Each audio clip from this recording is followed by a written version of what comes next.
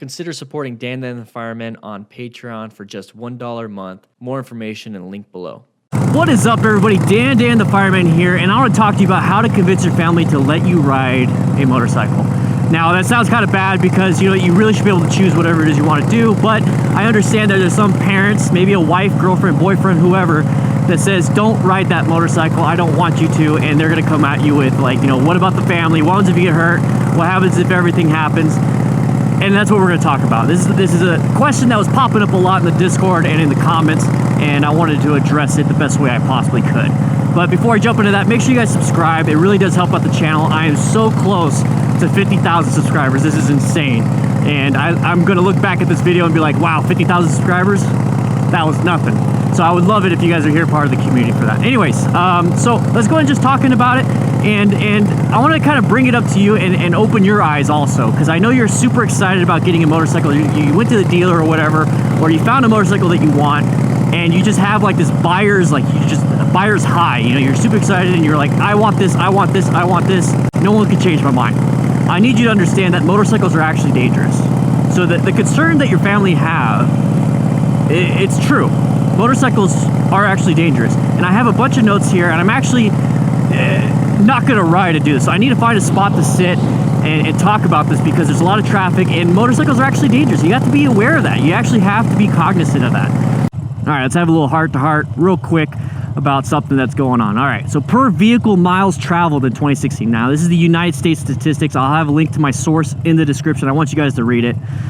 So per vehicle miles traveled in 2016, motorcyclist fatalities occurred nearly 28 times more frequently than passenger car occupant fatalities in traffic crashes.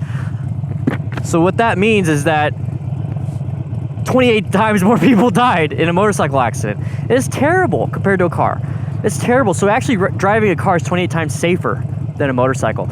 And it's a legit concern, and it's a legit statistic. And those are fatalities. That's not even injuries. Injuries are insane when it comes to motorcycling. So you have to be aware of that. You really have to understand that this is a dangerous thing that you're getting into. Don't get so hyped up and be like, with the excitement and the adrenaline of, I got a new bike. You know what I mean? You really need to think about that. Let's just go ahead and hang out here. This is a good spot. There we go. So maybe the sun's not in the way. Anyways, you have to promise not to drink alcohol and ride. Now, this is the same thing with driving. You really don't want to be driving and drinking and all that stuff, but riding and drinking is even worse. You're on two wheels that are trying to balance themselves, and it's insane. It's not a safe thing to do at all. And in fact, a lot of those fatalities that happened in 2016 was alcohol related. And you need to promise yourself not to drink. You need to promise them not to drink, and you need to be vigilant of drunk drivers. A lot of fatalities do happen at night, and it just literally takes you getting tapped to crash and die. And it's a really big issue all across the nation, at least here in the United States, and I'm sure across the world. Drinking and riding is not good. It's not good, and you have to promise yourself and promise them that you won't do it. Just don't do it. It's not safe at all. So smaller bikes are actually safer. When it came to the statistics, it actually said that those smaller bikes were actually safer only because they had the less fatalities and less injuries. Now, that could be because the smaller bikes are meant for specific like commuting and stuff, and not like racing. But they're easier to maneuver. Smaller bikes are easier to maneuver. Like small bikes as in like the Honda Rebel 500 or like a TW200, like small bikes. They're easy to maneuver. They're lightweight, nimble, and they give you enough power to get you where you need to go. So if you really want to convince your family, if it's come to an issue, convince your girlfriend, wife, husband, boyfriend, whatever, if you want to convince them that, hey, you're being safe about it, maybe start off on a smaller bike. I don't know. I really do want a TW200. Those things are badass, and I'd love to have one just for fun. And so that might be it. You might get that bike and be like, this is all I need. Like you're super excited about getting that super sport, the leader bike, and you're like, man, I want to get this. And it's like, well, to ease into it, to ease my family's mind, I'm gonna get a smaller bike.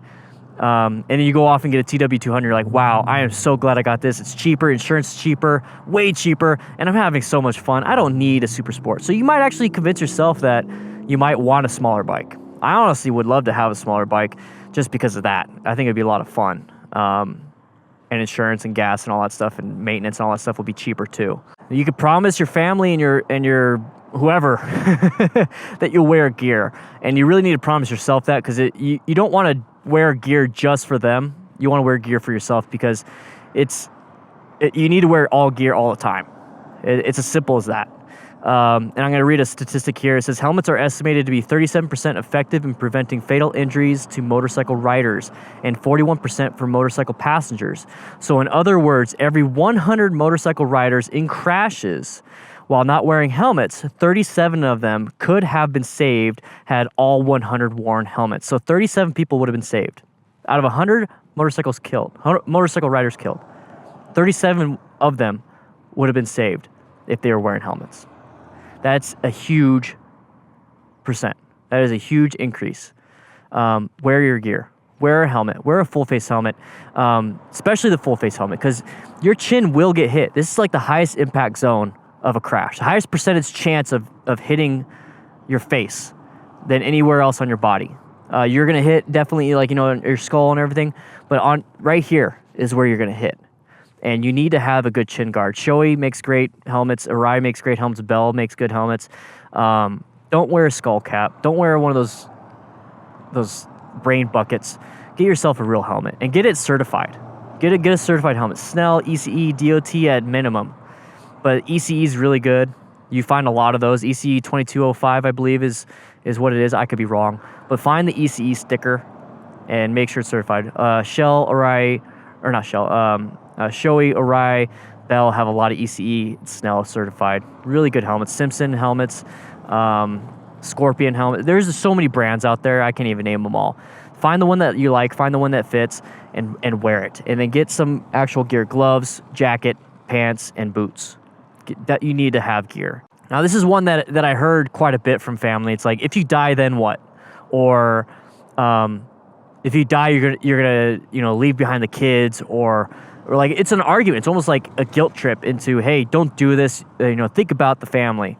You shouldn't do this. Or if you do this, I'm going to leave you. If you buy a motorcycle, I'm going to leave you. If you buy a motorcycle, you're not allowed to have it here. Or if you buy a motorcycle, you're not allowed to, park it at the house if it's your parents or whatever. Well, first off, I would get life insurance when it comes to if you die, what happens to the kids. That will solve that problem. Obviously, you're going to lose out as being a parent. Your kids are going to lose out as you as a parent. But at least you're going to take care of them financially after you pass. I'm serious. Get life insurance because you're going to need it. Motorcycles are dangerous. You heard the statistic that, was it 26 times the chance? 28 times more frequently that are fatal. But at the end of the day, if your partner or your family gives you like an ultimatum of like, you can't have it here, the bike, if you get a bike, you're not going to live here anymore. If you get a bike, I'm going to leave you. That's not good. That's an unhealthy relationship. That is somebody trying to control the dynamic of your guys' relationship. I've been through 2 divorces, and I've had that, and it's not healthy. If somebody tells you can't do this, it's like, who are you? You know what I mean?